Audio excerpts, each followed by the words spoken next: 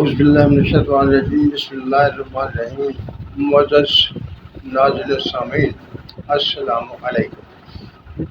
سب سے پہلے بات، میں نے آپ سے وعدہ کیا تھا انشاءاللہ تعالی میں شنگرف قیم النار کا نسخہ آپ کے سامنے بیان کروں گا، اور میں نے اس سے پچھلی ویڈیو میں کہا بھی تھا کہ اس سے بعد میں آنے والی ویڈیو میں وہ نسخہ بیان کروں گا، لیکن معذرت کے ساتھ میں ابھی وہ نسخہ بیان نہیں کر رہا۔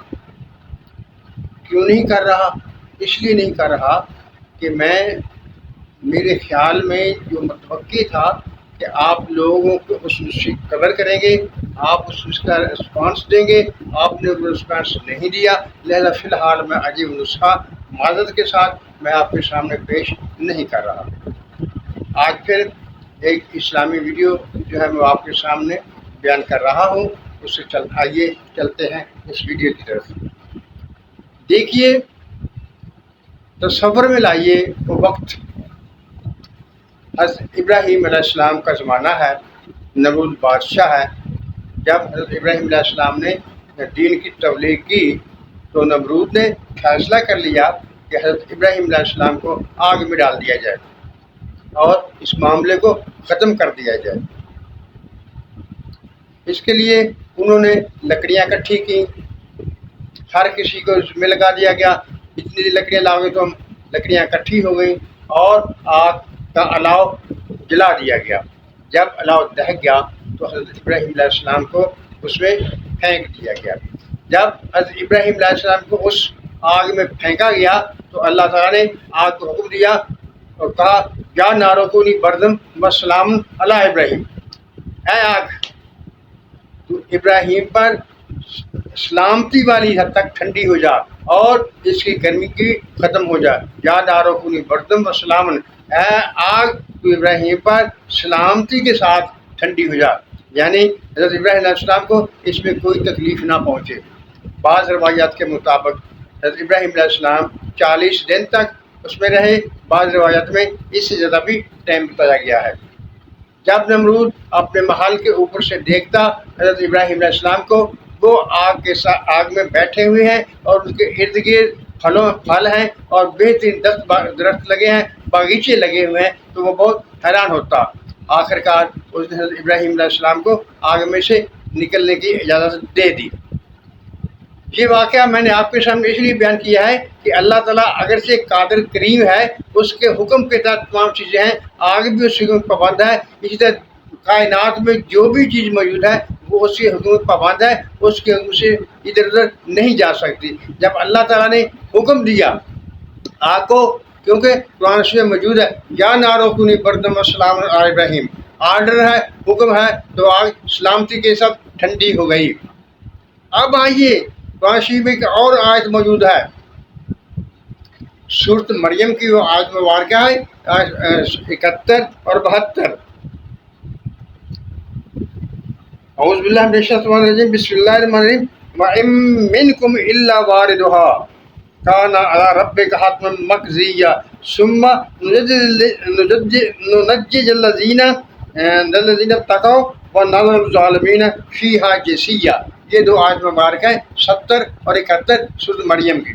اب ان کا ترجمہ، وَإِن مِّنكُمْ إِلَّا وَارِدُهَا، تم سب کو اللہ تعالیٰ اس میں ڈال دے گا۔ کس میں ڈال دے گا؟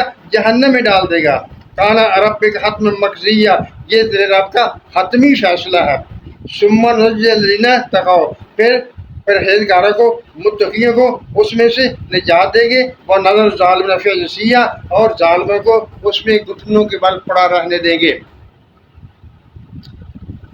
اس آیت مبارکہ کی تشریح میں علماء کرام نے مختلف توجیحات کی ہے۔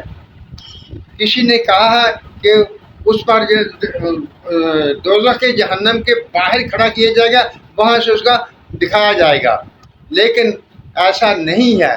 اللہ تعالیٰ کی قدرت کو سامنے رکھیے اور دیکھیے، واقعی جیسا کہ اللہ تعالیٰ نے کہا ہے میں تم سب اس میں ڈال دوں گا، تو بالکل ڈال دوں گا۔ کس کے لیے ڈالے گا؟ سزا دینے کے لیے نہیں، سزا دینے کے لیے نہیں ڈالے گا، بلکہ اس کا نظارہ کرانے کے لیے ڈالے گا۔ जब नज़ारा कराने के लिए डालेगा तो क्या उसका हुक्म जैसे इब्राहिम की आग पर चला था वहाँ नहीं चलेगा? लेकिन और इससे आगे जो दूसरी बात कही ना 71 नंबर आयत में, सुम्मा नुज्जिलिन तकाओ, फिर उनको निकाल देंगे, निजात दे देंगे जो परहेजगार होंगे। ये बात जाहिर कर रही है कि अल्लाह ताला वाकई जहन्नम में डालेगा, जहन्नम में डालेगा, क्योंकि उसमें निजात का ज़िक्र, फिर परहेजगार को निजात दी जाएगी। इसमें उसके किनारों पर खड़ा करना, उस ऊपर से दिखाना वगैरह ये बातें नहीं है। अपनी तरफ से कुरान में कोई लफ्ज़ कहना या कहना डालना ये बहुत ख़तरनाक बात है, इससे बचना चाहिए, क्योंकि हज़रत वसल्लम का इरशाद है कि जो कुरान में अपनी मर्ज़ी से अपनी राय से कोई चीज़ कहे वो अपना ठिकाना जहन्नम में बना ले। जो चीज़ कुरान शरीफ के अल्फाज से निकलती है वही बयान करना चाहिए। एक दफ़ा फिर बिस्मिल्लाहिर्रहमानिर्रहीम, व इम मिनकुम इल्ला वारिदहा, तुम में से हर कोई उसमें वारिद होगा। काना अला रब्बिका हत्मन मक़ज़िय्या, ये तेरे रब का हतमी फैसला है। सुम्मा नुनज्जिल तकाओ, फिर परहेजगारों को निजात देगा। जब निजात का लफ्ज़ आ गया तो इसने बिल्कुल वाज़ेह कर दिया कि वो सबको जहन्नम में ही डाला जाएगा। लेकिन खुदा कादिर है, हर किसी को इसी तरह बगैर हिसाब किताब के सज़ा नहीं देता। जो उसका हकदार हो उसी को सज़ा मिलती है, दूसरे को नहीं मिलती। वहाँ सिर्फ मुआयना कराने के लिए, उस दिखाने के लिए कि ये मैंने बनाया हुआ था, इसकी ऐसी ऐसी चीज़ें हैं, ऐसे ऐसे अजाब है, वो दिखाने के लिए सबको वहाँ ले जाया जाएगा। लेकिन परहेजगारों पर उस आग का कोई असर नहीं होगा। जैसे वो आग इब्राहिम पर गुलजार बन गई थी, इसी तरह उनके लिए भी वो गुलजार ही साबित होगी। और जो जालिम होंगे जिनके बारे में अल्लाह ताला ने फरमाया और नज़र ज़ालिमीन फ़ी जसिया, और जालिमों को उसमें घुटनों के बल पड़ा रहने देंगे। मोअज़्ज़ज़ नाज़रीन सामीन, मैं एक बात अक्सर कहता हूँ, कुरान करीम बड़ी मज़लूम किताब है।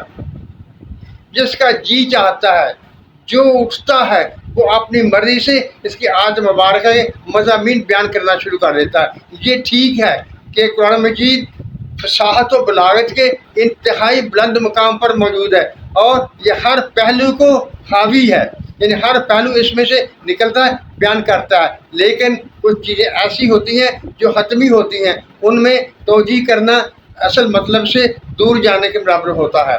मुअज़्ज़ज़ नाज़रीन सामीन, कुरान कलामुल्लाह है, अल्लाह का कलाम है, फसाहत और बलागत के आला दर्जे पर है।